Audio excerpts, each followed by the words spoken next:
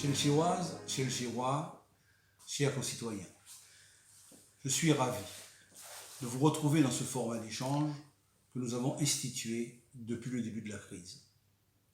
Il nous permet d'une part de garder le lien avec vous, de prendre de vos nouvelles et d'autre part de faire un point sur les dispositions que nous mettons en place pour vous accompagner au mieux durant cette période difficile. Aujourd'hui, je vais évoquer avec vous 3 sujets qui nous préoccupent ces jours-ci. Tout d'abord, la crise du coronavirus, bien sûr. Ensuite, la situation sur l'eau potable. Et enfin, l'épidémie de dengue qui nous frappe aussi. Concernant la crise du coronavirus, vous l'avez sans doute entendu lundi soir. Le président de la République annonçait le prolongement du confinement jusqu'au 11 mai et évoquait un éventuel début de déconfinement, ceci sous certaines conditions. Il ne faut surtout pas considérer cette annonce comme une victoire contre le virus. Bien au contraire. C'est un appel à la mobilisation générale. Ceci pour respecter les mesures de confinement déjà en place et continuer d'appliquer les gestes barrières, c'est-à-dire se laver les mains régulièrement, garder les distances sanitaires et se protéger au maximum. Vous l'aurez compris, l'heure n'est pas au relâchement et je vous rappelle, la municipalité sera toujours à vos côtés pour passer ce cap difficile. C'est pourquoi, avec mes autres collègues de la CACEM, nous cherchons toutes les solutions pour faciliter votre quotidien. Nous sommes en pourparlers avec le SMTVD afin d'obtenir une permanence d'ouverture des déchetteries. Les choses avancent et le SMTVD devrait très prochainement communiquer là-dessus. Concernant les professionnels, artisans, commerçants, entreprises, au niveau de la CACEM, nous sommes en train de voir comment les accompagner pour le montage de leur dossier de demande d'aide européenne, nationale, mais aussi locale.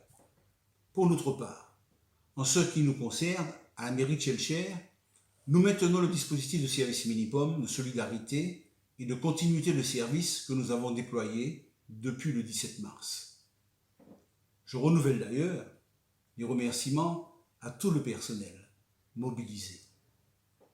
Notre administration est déjà en train de réfléchir à tous les scénarios possibles pour une reprise de l'activité municipale dans les meilleures conditions.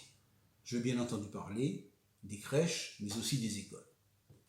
Concernant l'eau potable maintenant, vous n'êtes pas sans savoir que nous vivons aujourd'hui en Martinique l'une des sécheresses, l'un des carèmes les plus durs de ces dernières années. Les niveaux d'eau sont au plus bas et personne en Martinique n'échappe à la situation.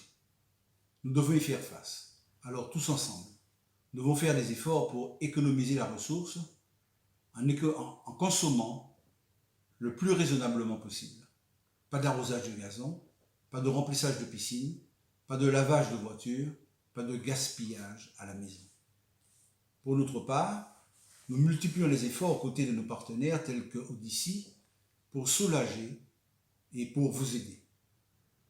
Je peux vous l'annoncer dès aujourd'hui. Nous nous sommes procurés 6 citernes que nous mettrons à disposition de la population dans les quartiers impactés par les coupures. Nous vous tiendrons informés des lieux d'implantation de ces citernes au fur et à mesure pour vous approvisionner en cas de besoin. Je voudrais enfin, pour terminer, chers concitoyens, évoquer avec vous l'épidémie de dengue, qu'il ne faut pas oublier. Nous devons être vigilants, mais là encore, chers concitoyens, c'est notre comportement qui peut nous sauver. Et c'est tout simple.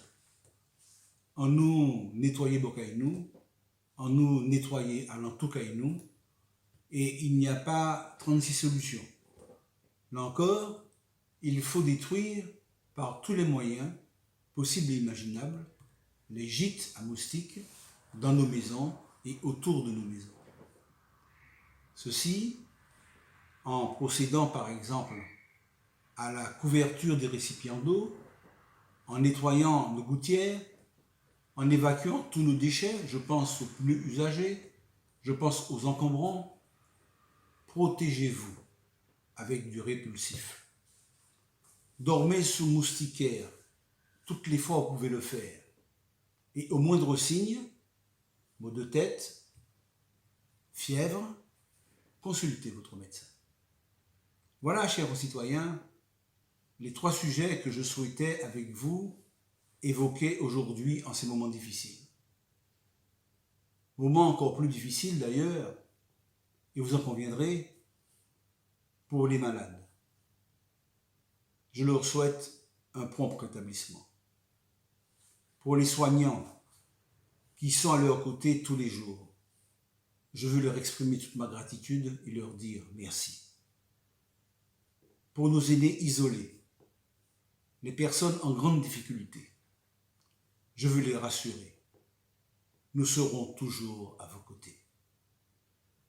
Pour celles et ceux qui sont plongés dans le deuil et qui, pour les raisons que vous savez, n'avons pas pu les accompagner ni aux veillées ni aux enterrements, je leur adresse un message de réconfort. Pour conclure, je ne peux que vous encourager à tenir bon, à tenir fort, à respecter nos règles et les conduites que nous nous sommes fixées.